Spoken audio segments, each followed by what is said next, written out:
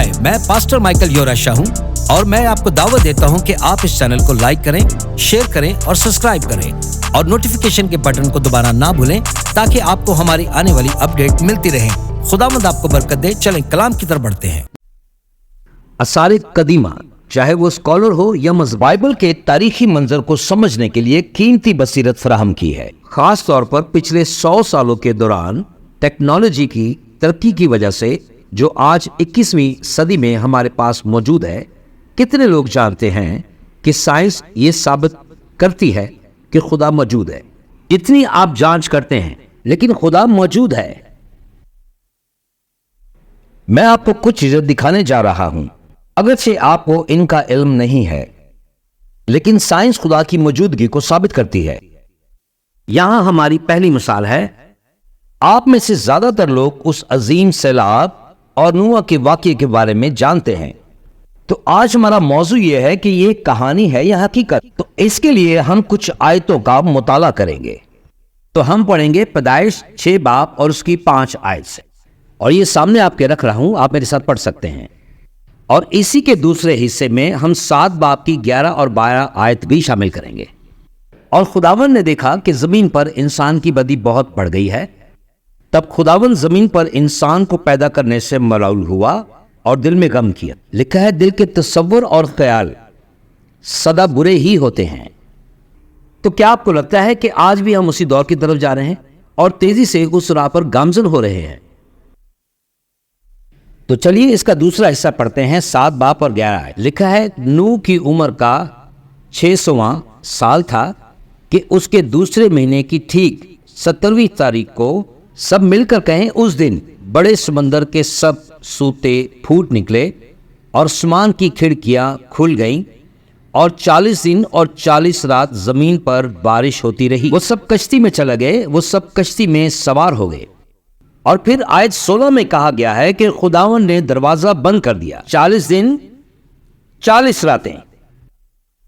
जब आप इस कहानी को पढ़ते हैं तो इस बात पर गौर करें कि खुदा कहता है कि अंदर आओ, और मैं चाहता हूं कि आप इस बारे में सोचें। तो आप ध्यान से पढ़ेंगे तो इसमें लिखा है कि खुदा ने कहा कि अंदर आओ। तो ध्यान से सुने कि उसने क्या कहा। यह नहीं कहा कि अंदर जाओ, क्योंकि खुदावंद अंदर मौजूद था। वो हमें अंदर आने की दावत दे रहा है। और जब उस दिन, सब मेरे साथ कहें उस दिन, हाँ उस दिन खुदावंद ने दरवाजा पकड़ा और उसे बंद कर दिया।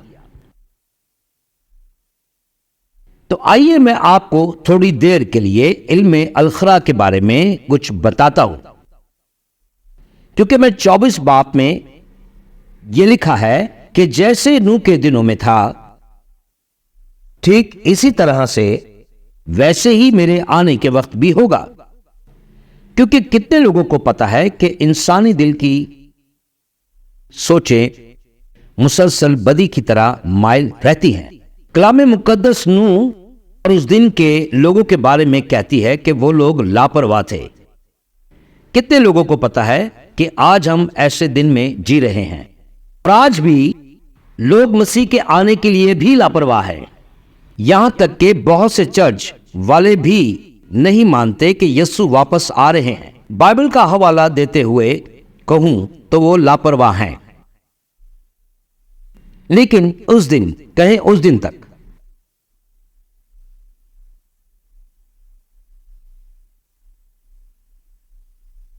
लेकिन एक दिन ऐसा आएगा कि यीशु दरवाजा बंद कर देगा।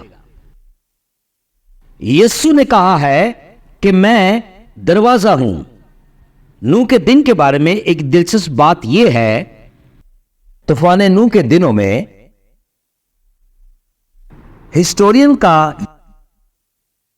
यह मानना है कि उस वक्त की आबादी तकरीबन 7 अरब लोगों के करीब होगी। तो क्या लगता है कि आज दुनिया में कितने लोग होंगे? तो मैं कहूंगा 7 अरब के करीब। तो आप कहेंगे, पास्टर ये कैसे मुमकिन है? तो देखें, उसका जवाब यह है कि उस वक्त लोग 75 या 80 साल की उम्र में नहीं मरते थे। وہ سیلاب سے پہلے سینکڑوں سال جیتے تھے۔ ذرا تصور کریں کہ وہاں پر یہ گفتگو ہو رہی ہے کہ آپ نے سسٹر سوزی کے بارے میں سنا، اس کا 43واں بچہ ہوا ہے۔ کیا وہ کتنے عمر کی ہے؟ صرف 249 سال کی۔ اس کا مطلب یہ ہے کہ اس کے پاس مزید اولاد پیدا کرنے کے لیے ابھی بہت سے سال باقی ہیں۔ تو میری بہنیں، مجھے بھی لگتا ہے اور مجھے یقین ہے کہ آپ بھی ان دنوں میں جینا چاہیں گی۔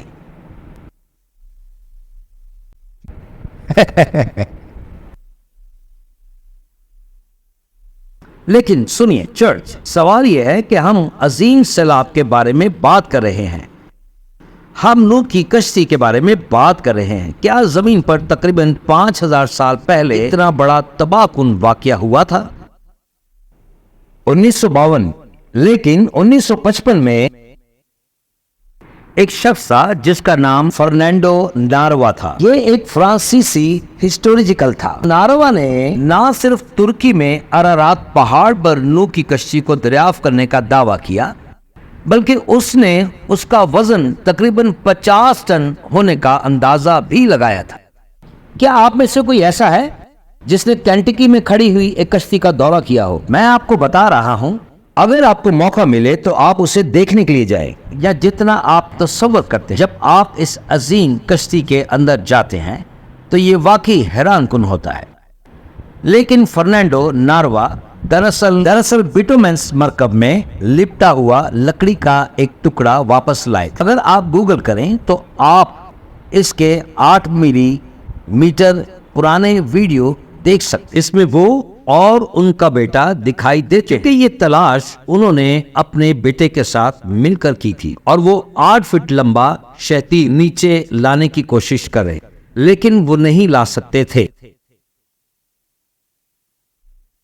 انہیں اپنی کلہاڑی نکال کر اس کا ایک چھوٹا سا ٹکڑا کاٹ تاکہ وہ اسے پہاڑ سے نیچے لا۔ اس واقعے کی ویڈیو موجود ہے، اس میں وہ اوپر موجود ہے۔ جب فرنینڈو ناروا نے وہ لکڑی واپس لائی تو انہوں نے اسے 3 مختلف لیبارٹریوں میں آزادانہ طور پر ٹیسٹ کروایا۔ ان سبھی نے کہا کہ یہ لکڑی تقریباً 5000 سال پرانی ہے، یعنی بالکل وہی وقت جب نوح کا زمانہ۔ اب میرے پاس ان لوگوں کے لیے 3 سوال جو سیلاب اور نوح کی کشتی کی کہانی پر یقین نہیں رکھتے۔ پہلا سوال، ناروا نے 14000 فٹ کی بلندی پر لکڑی کے شتیر پائے، جبکہ وہاں کوئی لکڑی نہیں ہے، اور اس جگہ سے 300 میل کے اندر کوئی جنگل بھی نہیں ہے، یعنی اس جگہ کے اس پاس جیسے پیٹربرگ سے نیو یارک کہیں بھی لکڑی نہیں مل سکتی۔ تو پھر یہ لکڑی کہاں سے آئی؟ اور کوئی بھی 14000 فٹ کی بلندی پر لکڑی نہیں لے جاتا، خاص طور پر 50 ٹن لکڑی۔ دوسرا سوال، ارارات پہاڑ پر موسم کی سختی کی وجہ سے اکثر وقت کے لیے ہوتا ہے۔ اس پہاڑ کی چوٹی تک پہنچنا انتہائی مشکل سمجھتے ہیں۔ اس کے باوجود ایک بہت بڑی کشتی 14000 فٹ کی بلندی پر پہاڑ میں پھنسی ہوئی ہے۔ وہ کشتی وہاں کیسے پہنچی؟ خاص طور پر جب اس کی عمر 5000 سال بتائی گئی ہے، اور ہم یہاں خاص طور پر آج کلام کی زندگی اور خدا کے کلام کی صداقت کے بارے میں بات کر رہے ہیں۔ تیسرا سوال، دنیا کے ہر پہاڑ کی چوٹی پر مچھلیوں کے فوسل ملے ہیں، کیوں؟ تو آپ کہیں گے پاسٹر، کچھ لوگ کہتے ہیں کیا آپ نے کبھی اڑنے والی مچھلیاں دیکھی ہیں؟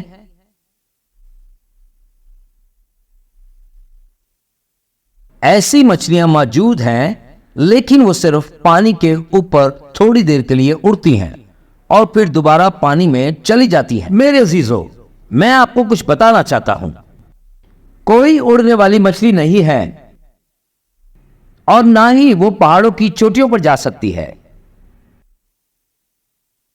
تو سوال یہ ہے کہ مچھلیوں کے فوسلز پہاڑوں کی چوٹیوں تک کیسے پہنچے؟ میرے خیال سے دنیا بھر کے لوگوں نے ایک ہی وقت میں فیصلہ کیا ہو کہ ہم وہاں پر جا کر مچھلی کھائیں گے، اور وہ بھی 14000 فٹ بلندی پر، اور اس کے فوسلز وہیں چھوڑ دیں گے۔ بھلا یہ کیسے ممکن ہو سکتا ہے؟ جب کبھی میں مچھلی کھاتا ہوں تو میں ان کے ہڈیوں کو بھی نہیں چھوڑتا, اس طرح سے ان کو صاف کر دیتا ہوں. تو آپ ذرا اس بات کا اندازہ لگائیں کہ مچھلی وہاں کیسے پہنچ سکتی ہیں. اس کے علاوہ کوئی وضاحت نہیں ہو سکتی کہ زمین سیلاب سے بھر گئی تھی, جیسے کہ پیدائش کے 7 باب میں ذکر کیا گیا ہے. تو کیا خدا کا کلام سچ ہے یا یہ شخص ایک کہانی ہے؟ میں آمین. پاسٹر مائیکل یورشا ہوں اور میں امید کرتا ہوں کہ آج آپ نے اس چھوٹے سے پیغام سے بہت برکت پائی ہے, اور میں چاہتا ہوں کہ مسیح کا یہ پیغام پوری دنیا میں پھیلانے کے لیے آپ ہماری مدد کریں. اس چینل کو لائک کریں, شیئر کریں, سبسکرائب کریں اور نوٹیفیکیشن کے بٹن کو پریس کرنا نہ بھولیں. اور آخر میں گزارش کروں گا کہ یہ کلام آپ اپنے دوستوں اور خاندان کے ساتھ بانٹنا نہ بھولیں. یسوع جلد آ رہا ہے. آمین.